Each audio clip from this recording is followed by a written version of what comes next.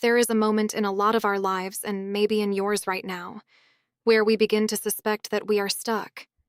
Not stuck in our jobs, or our cities, or our routines. Stuck somewhere deeper. Stuck in something that happened. A relationship that ended years ago and still occupies our thoughts. A version of ourselves we used to be and cannot seem to come back to. A loss we never quite digested. A moment of humiliation that still makes our face burn when it surfaces unexpectedly in the shower. We tell ourselves we should be over it. We watch other people seem to move on from things, and we wonder what is wrong with us, that we cannot. I want to talk to you today about why you cannot let go of the past, and I want to challenge the assumption underneath that question because I think the assumption is actually part of the problem. We talk about letting go as if it is something you can just decide to do, as if it is a switch you can flip, as if other healthier people are over there in the meadow of present moment awareness, while you are still stuck in the basement of your own history. That is not actually how it works, and that framing is making it worse. Stay with me. I think this video might genuinely help you. The first thing I want to say is that you cannot let go of something you have not finished. We use the language of letting go as if it is the goal, but the body and mind do not work that way. They hold on to things because they have unfinished business with those things. There is something about the experience that has not been fully felt, fully understood, fully integrated. So the experience keeps surfacing, looking for resolution. People misinterpret this as a failure to move on, but it is not a failure. It is your psyche trying to complete what was never completed. The more you push the thing away, the harder it pushes back. The more you try to forget, the more it reasserts itself in dreams, in flashbacks, in the strange triggers that hijack you in ordinary moments. So the goal is not to let go. The goal is to finish, to metabolize, to allow the experience to move through you the way it was always trying to move through you, but you would not let it. And once it does, the holding on stops on its own. You do not have to release anything.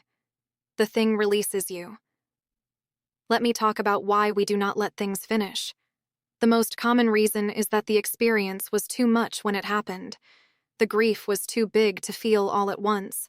The humiliation was too sharp to sit with. The fear was too overwhelming to face. So your psyche, in its wisdom, deferred the processing. It froze parts of the experience and saved them for a time when you would be safer, stronger, more resourced. This is not a defect. This is a brilliant survival mechanism. The problem is that we forget to come back. We grow up, we get safer, we get stronger, and we never deliberately return to those frozen pieces to thaw them out. They just sit there, occasionally surfacing when something in the present touches them. And we wonder why we are still affected by something that happened years ago. The answer is because some part of you never finished feeling it. There is a phrase I love from the world of trauma research. The body keeps the score. The body remembers everything that the mind has tried to file away. And until the body's memory is honored, the system stays alert. This is why people can have flashbacks, panic attacks, sudden waves of grief decades after an event. The body does not forget. It just waits for permission to feel. Now let me get into the specific reasons people get stuck, because there are patterns, and I want you to see if any of them describe you. The first reason is that you never grieved. Sounds simple, but it is the most common cause of stuck. Something ended. The relationship, the friendship, the version of your life. And instead of grieving the end, you tried to skip past it. You distracted yourself. You jumped into something new. You stayed busy. You convinced yourself you were fine, because the grief was inconvenient and felt weak. But grief that is not felt does not go away. It goes underground. It comes out as low-grade depression, irritability, emotional numbness, or the inability to fully invest in anything new. If you have been stuck on something, ask yourself, did I actually grieve this? Did I sit down and feel the loss? Did I let myself cry, scream, write, walk, do whatever it took to actually mourn? Most people answer no. They handled the logistics but not the grief, and the grief is still waiting. The second reason is that the meaning was not made. Painful experiences need meaning to be metabolized. The brain wants to know, what was that for? What did I learn? What does this say about my life? When we cannot answer those questions, the experience stays raw. It is just a wound with no story attached. So we keep returning to it, almost obsessively, looking for the meaning that would let us move on. This is why people who have been through something hard often spend years writing journals, talking to therapists, telling and retelling the story to friends. They are not failing to move on. They are doing the meaning-making work that has to happen before moving on is possible. Be patient with this. The meaning often takes years to become clear. But it does become clear, eventually, if you let it. And then the same event that crippled you for years suddenly looks different, and the energy that was tied up in it gets returned to you. The third reason is that you have not forgiven, and not necessarily someone else, yourself. A huge percentage of stuck stems from the fact that we cannot forgive ourselves for who we were when something happened. The decisions we made, the way we treated someone, the signals we missed, the chances we did not take, the version of ourselves that was younger and less wise. We replay these moments, not because we cannot forgive the world, but because we cannot forgive ourselves. And until we can hold compassion for the version of us that did the best we could with what we had at the time, the past will keep haunting us. Self-forgiveness is not the same as letting yourself off the hook. It is the recognition that the person who made those choices was working with the brain and the wisdom they had then, and you cannot expect that earlier version to know what you know now. You have to forgive them. They were doing what they could. The fourth reason is more subtle and maybe more important. You have not let yourself be changed by it. A lot of people, when they go through something hard, try to come back as the person they were before. They want their old life, their old self, their old level of innocence. But hard experiences do not work that way. They change you. And resisting the change keeps you stuck more than the experience itself does. The path forward is not back to who you were. It is forward to who this experience is making you. Sometimes that person is wiser, more compassionate, more careful. Sometimes that person is sadder, slower, more skeptical. Either way, that person is the one you have to become friends with. The one you used to be is gone, and trying to retrieve them is its own kind of stuck. Let yourself be changed. Let the experience write itself into you. Become the person it has made you. That is the only way through. The fifth reason, and this one is harder to talk about, is that you are still getting something from the past. Some part of your identity, your sense of self, your story about your life, depends on the thing you cannot let go of. You are the person it happened to. You are the survivor of it, the casualty of it, the heroic struggler with it. And on some level, releasing the past would mean releasing that identity. Who would you be without this story? What would you have to talk about? What would explain why your life is the way it is? This is uncomfortable to face, but it is real. We cling to old wounds because they organize our identity. The work, in this case, is to ask, am I willing to be a person whose life is not defined by this thing? Am I willing to find out who I am without it as the central story? That is a deep question, and it can take years to fully answer, but just asking it begins to loosen the grip. I want to give you some practical things you can do, because I do not want to leave you with only the diagnosis. Here is what helps. The first practice is to set aside time to deliberately feel the thing. Not all the time, not constantly, but on a regular schedule, sit down and let the past have your full attention. Write about it. Cry if you need to. Speak to it out loud.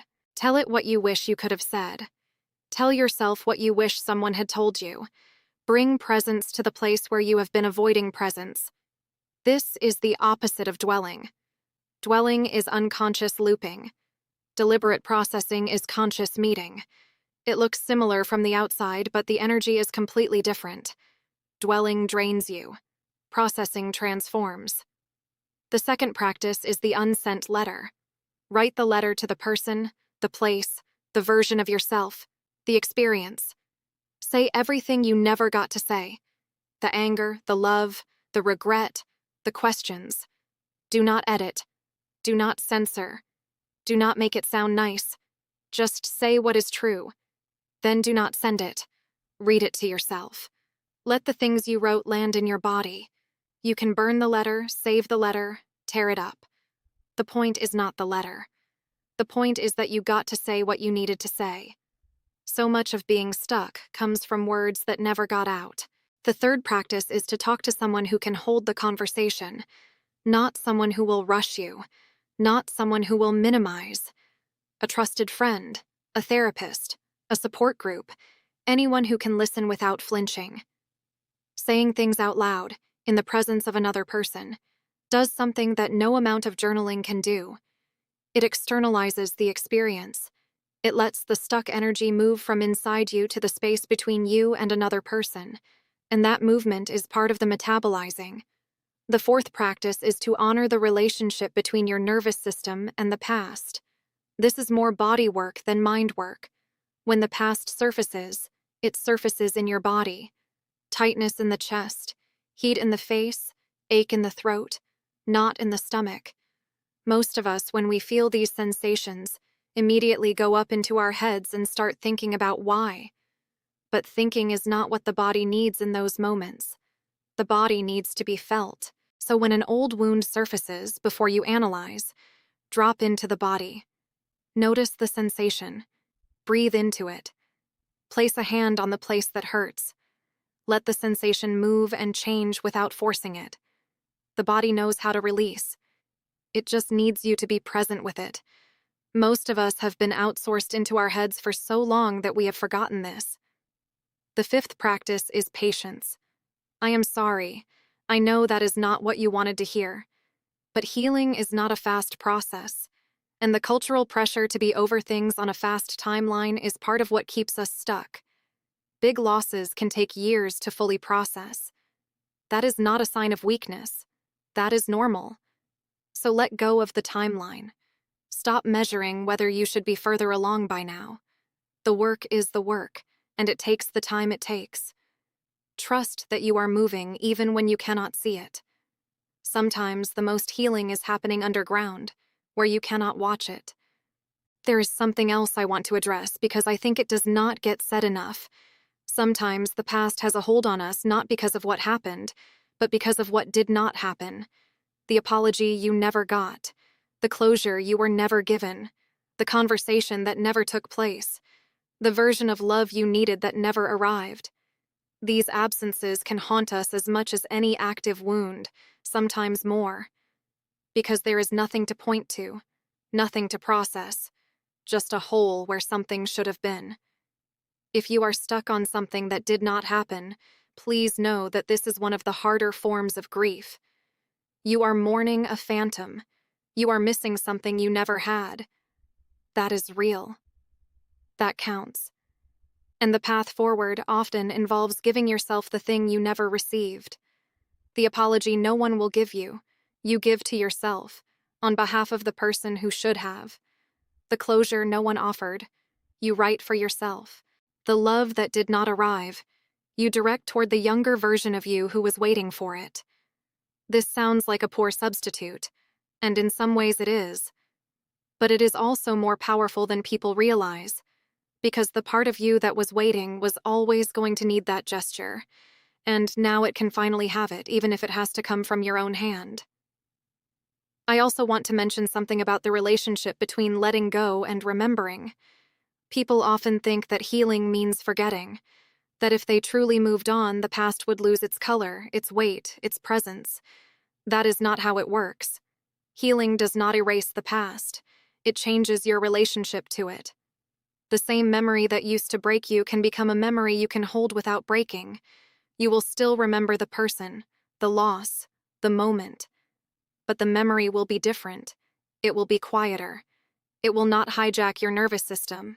You will be able to revisit it without falling in. That is the actual goal, not erasure. So if you are afraid that processing the past will mean losing it, please do not be. The opposite is true. Until you process, you do not really have the memory. You have the wound. After processing, you finally have the memory, in its full complexity, as a part of your life rather than a part you are running from. I want to leave you with this. The past is not your enemy. It is the soil you grew out of. Some of that soil is rich, some is poisoned, some is hard. But all of it is yours, and all of it is part of the system that produced the person sitting wherever you are watching this video. You do not have to hate your past to grow beyond it. You can love it, mourn it, forgive it, learn from it, and let it become a part of the larger story you are still living. Letting go is not a final act. It is an ongoing relationship. And the most important thing is that you are willing to be in the relationship instead of running from it. If this resonated with you, please give the video a like. It really does help me reach more people who need to have this conversation. And if you want more videos like this, where we look honestly at the things that keep us stuck and find real ways to move, please subscribe. I am building this channel slowly. Your presence here matters more than you know. Before I let you go, I want to remind you of something simple. The fact that you are watching a video about not being able to let go is itself an act of healing. Most people who are truly stuck do not even look for the door. They have settled into the room and stopped trying to leave.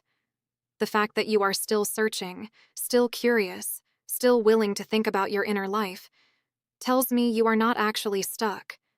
You are in motion. You are doing the work.